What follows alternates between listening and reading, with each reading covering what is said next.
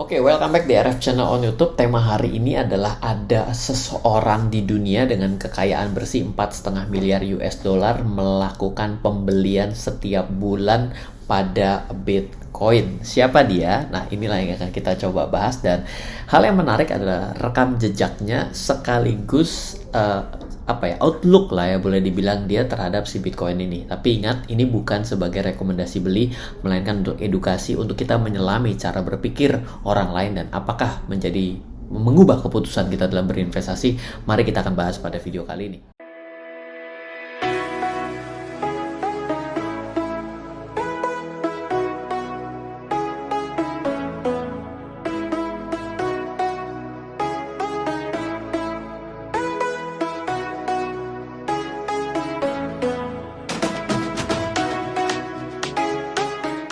Oke, so welcome back di RF Channel on YouTube, back with Ryan Filbert. Yes, hari ini terpaksa kita kembali membahas mengenai Bitcoin, di mana ada seseorang di dunia yang memiliki kekayaan bersih di tahun 2024 4,5 miliar US dollar versi Forbes, dan berusia 47 tahun. Siapa dia? Dia adalah seorang mantan pendiri, karena dia full akhirnya mau coba untuk menenggelamkan diri dalam dunia blockchain dan Bitcoin sendiri. Dia adalah pendiri daripada Twitter yang namanya adalah Jack Patrick Dorsey, biasanya lebih dikenal Jack Dorsey ya. Jadi Jack Dorsey ini adalah salah satu founder daripada Twitter sendiri, dan sekarang menjadi CEO dari Square, layanan pembayaran pada perangkat seluler, dan pada saat ini memberikan satu outlook yang menarik dengan mencanangkan diri untuk membeli Bitcoin setiap bulan ya. Ini kan sesuatu yang aneh ya, ketika orang masih melihat keraguan-raguan dalam dunia kripto dan Bitcoin sendiri, dengan penurunan Bitcoin yang terjadi belakangan ini, dengan ketidaksuksesan ETF Hong Kong terkait dengan kripto Bitcoin ETF dan juga ETF Ethereum, lalu juga dengan kasus dari Sam Bankman-Fried terkait dengan FTX, lalu juga Binance, juga pendiri Binance yang pada saat ini ditahan di Amerika untuk 4 bulan akibat kasus pencucian uang. Ini memberikan suatu outlook negatif sebenarnya, tapi ada satu yang menarik juga di tanggal 3 Mei, tepatnya adalah beberapa minggu yang lalu. Ini Jack Dorsey, CEO dari Block, berencana bahwa Blocknya, perusahaannya ini, akan melakukan dollar cost average setiap bulan. Mari kita coba bahas highlightnya. Block akan melakukan DCA Bitcoin ya dengan laba kotor ya. Jadi Jack Dorsey ini mengatakan bahwa para pemegang saham tentang rencana pembelian Bitcoinnya menyatakan langkah ini adalah investasi untuk masa depan. Investasi loh ya. Yang mengatakan adalah Jack Dorsey, bukan saya. Jack Dorsey, pendiri Twitter, mengatakan bahwa perusahaan fintechnya akan mengalokkan 10% dari laba kotor. Ingat, lebih seram, bukan dari laba bersih. Dia berarti artinya berani ya. Yang diperoleh dari produk Bitcoinnya untuk membeli Bitcoin setiap bulan ya. Dari produk Bitcoinnya.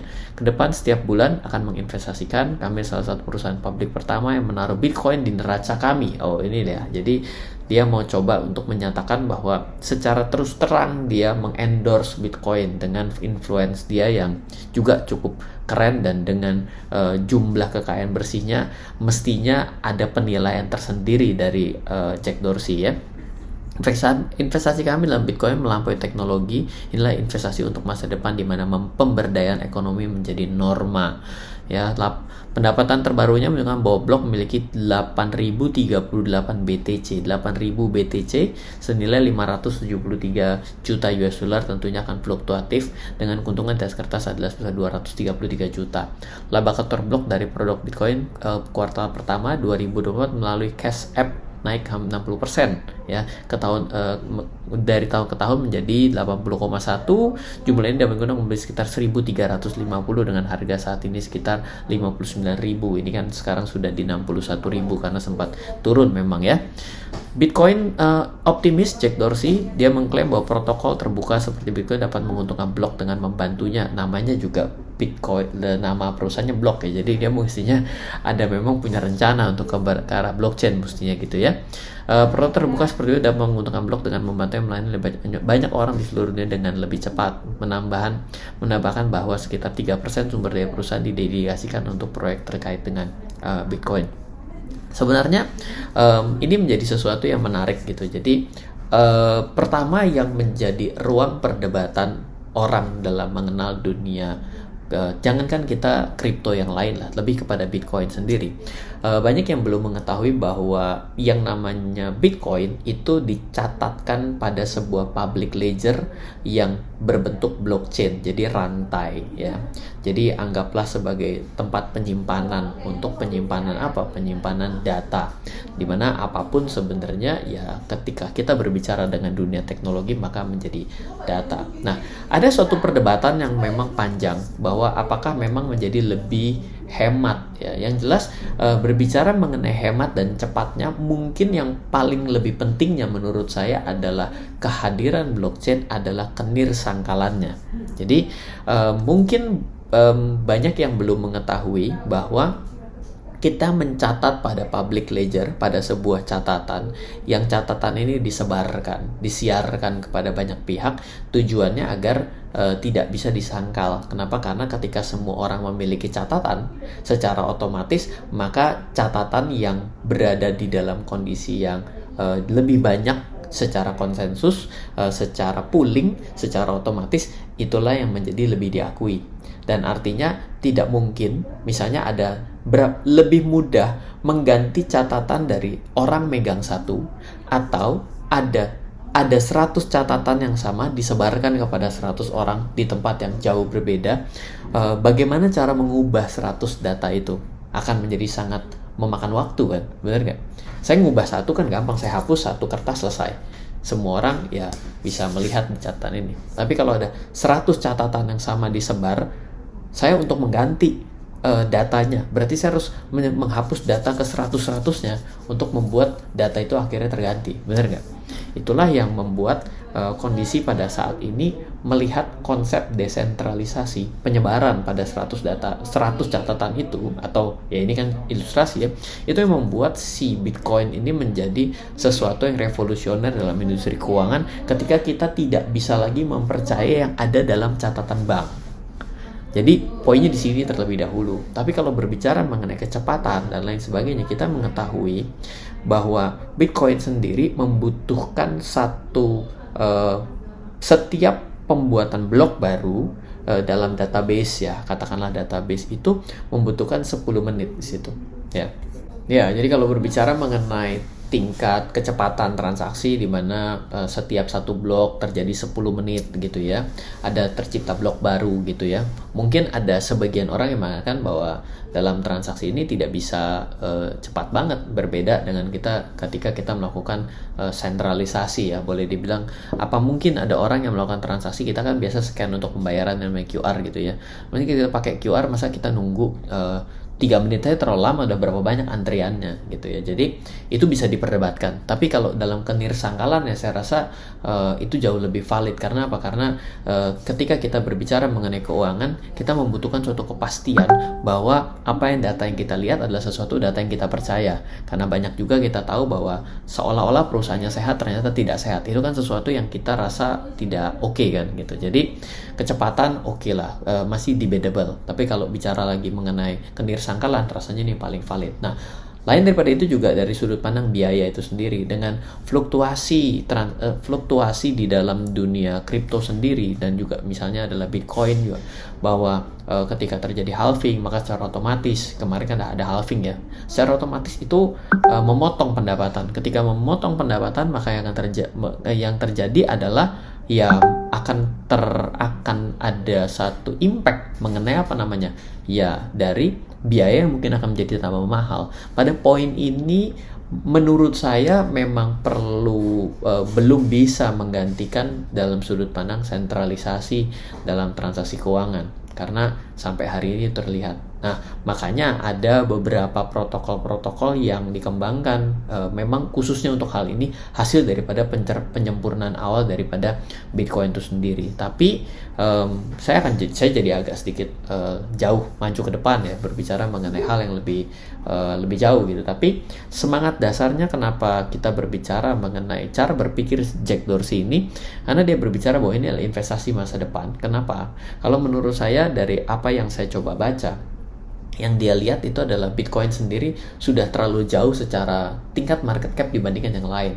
Secara otomatis, ya ini akan menjadi satu koin utama, satu aset digital aset pertama yang pasti akan mendasari perkembangan daripada koin-koin yang lain seperti itu. Makanya ya dia lebih prefer kepada si Bitcoin, dan mungkin preferensi selanjutnya adalah Bitcoin ini Satoshi Nakamoto itu memang menginginkan ini untuk tidak ada sudut pandang dia setelah dia tinggalkan. Kan sekarang tidak lagi ada Satoshi Nakamoto, yang dia tidak ada yang mengaku bahwa siapa si Satoshi itu gitu ya. Beda dengan Ethereum bahwa foundernya sendiri masih ada di sekitar kita pada saat ini gitu ya. Nah, coba kita lihat juga, ini adalah sebuah revolusi Jack Dorsey sebut Bitcoin adalah revolusi di Indonesia Bitcoin Conference 2023 gitu ya. Dan ini kita coba lihat ada beberapa Jack Dorsey dan Gita Wirjawan berhasil tarik perhatian gitu ya. Saya juga sempat ngobrol dengan Pak Gita gitu ya, dimana Pak Gita Wirjawan sempat ngobrol, dan pada waktu saya ngobrol tidak terlalu banyak berbicara mengenai blockchain, tapi saya melihat bahwa Pak Gita ini juga cukup lumayan terbuka ya dengan sudut pandang penggunaan utilisasi desentralisasi sendiri gitu ya. Nah, ini juga di podcast Endgame ya, kan memang terkenalnya beliau di situ ya. Kurang lebih 1 jam membagikan pandangan soal Bitcoin, bahkan dengan yakin bahwa Bitcoin adalah salah satu inovasi terbaik dan paling hebat. Menurut Bitcoin adalah sesuatu yang dapat digunakan dan dipercaya secara langsung. Ini jadi dipercayanya menjadi kata kunci yang seperti yang tadi saya kemukakan gitu ya. Bahwa Bitcoin sebenarnya adalah revolution dan bukan disrupsi ya. Kalau misalnya ada orang yang akan mendisrupt perbankan, sebenarnya bagaimana kita melihat aja bahwa kalau diadopsi kan pasti akan bermanfaat, tapi kalau kita terus resisten gitu kayak hari ini gitu ya, kita tidak mau pakai WhatsApp ya, pada akhirnya kan artinya kita sendiri yang akan menyangkal untuk barang ini akan bisa bermanfaat, dan ketika orang lain terus menggunakan ya akhirnya kita akhirnya tidak bisa lagi mendapatkan suatu manfaat dari teknologi tersebut, bener nggak gitu ya. Oke, terus itu ya, Bitcoin sebagai aspek penting adopsi kripto ya.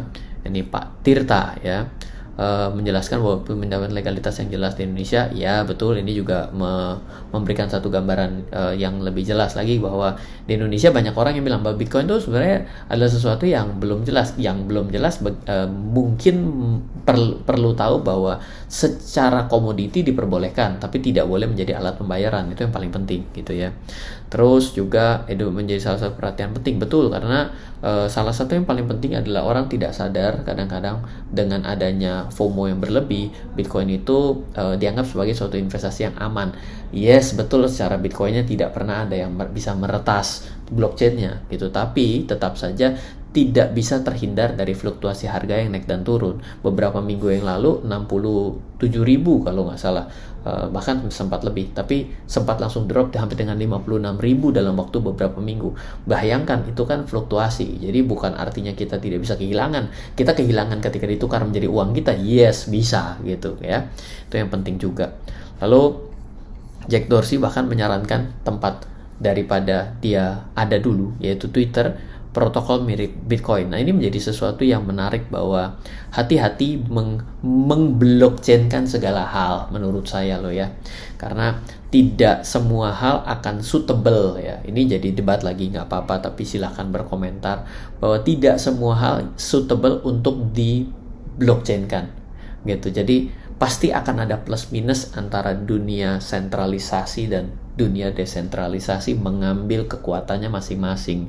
Jadi ini juga menjadi sesuatu yang sering sekali diperdebatkan gitu. Tapi artinya adalah menurut saya kembali mengingatkan bahwa apakah menarik diinvestasikan bagi orang yang melihat ini adalah kelanjutan daripada pengembangan teknologi, ya silahkan, asal tahu bila Anda berinvestasi pada perusahaan Nvidia dari tahun 2018, maka dari $1.000 kenaikannya itu kayaknya lumayan jauh deh, sampai bisa dan coba lihat datanya. Sayang sekali saya tidak bisa buka berapa puluh ribu persennya, tapi yang jelas adalah Nvidia sekarang si pemiliknya itu masuk ke dalam jajaran orang terkaya di dunia Dan kenapa bisa? Karena itu bagian dari teknologi, dan salah satu yang juga menyebabkan Nvidia juga berkembang dengan pesat yaitu adalah AI dan pengembangan dalam dunia blockchain. Jadi arahnya ke sana sektornya. Kita bisa lihat bagaimana consumer sekarang lagi babak belur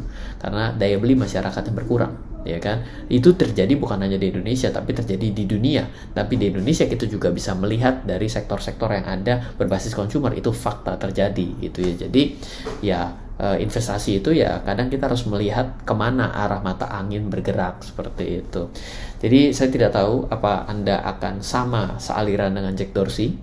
Lalu beberapa poin sudah kita ceritakan, semoga juga bisa memberikan satu gambaran, tapi sekali lagi ini bukan sebuah rekomendasi untuk ikut membeli Bitcoin ataupun aset kripto yang lain. Dari saya Ryan Filbert, salam investasi untuk Indonesia.